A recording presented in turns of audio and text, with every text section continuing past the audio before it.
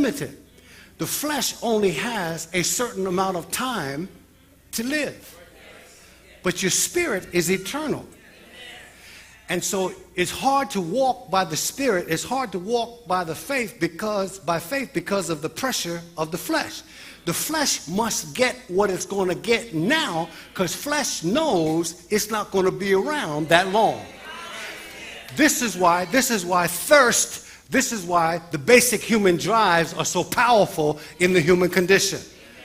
You find a thirsty human being, you find somebody who is desperate. You find a hungry human being, you find somebody who is desperate. You find a human being who is lusting after somebody, you find somebody who is going to be tripping out to get to that somebody. See, we didn't like that. Look how quiet they got. It don't make it any less true. The feelings in your flesh are powerful in driving you, because we live in a flesh and a natural and a material world. That's why we must be exhorted to live spiritually. We have to be exhorted to live spiritually because we live in a world that's natural, we live in a world that's physical, we live in a world that's material, we live in a world that is fleshly and driven by our senses. And so to counteract our senses, we have our spirit, which is always connected to your highest and your best, which means you have to walk by faith because your senses are tied to your sight and your earthly walk. And the only way you can transcend your senses and transcend your flesh is to walk by faith.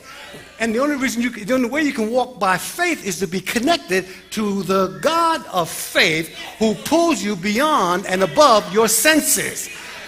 If you walk by sight, you walk by your feelings. And when you live life by your feelings, you are destined for trouble. All the time. Whether you like it or not. All the time.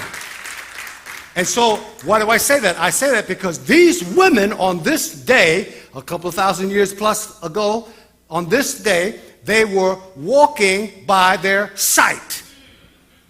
How do I know? Because they were headed slowly, contemplatively, deliberatively to a tomb that they expected to have the entrance blocked by a big boulder, and also on the inside of it, they expected to see a body that was dead, and the body was that of Jesus.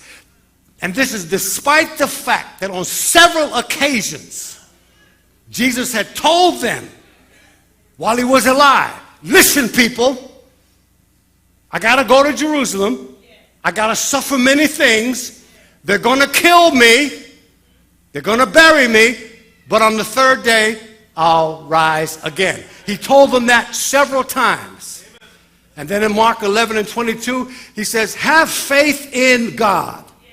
Have faith in God. Walk by faith. Don't walk by what you see. If human beings always walked by what we saw, we'd never get anywhere.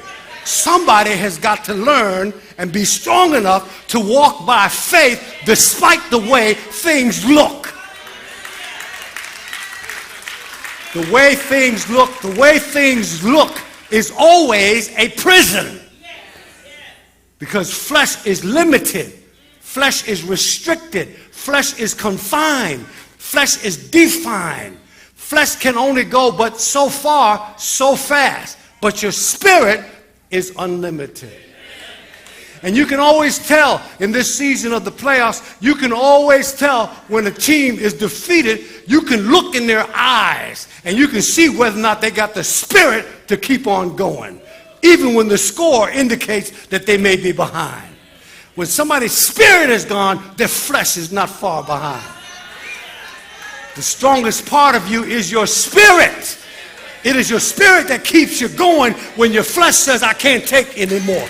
It is your spirit that keeps you going when your flesh says, I gotta quit. It's your spirit that keeps you going when your flesh says, I've taken about as much as I can take and I'm not going to take anymore. Your spirit says, you better get yourself up and keep on going, because if you don't, you'll never get anywhere.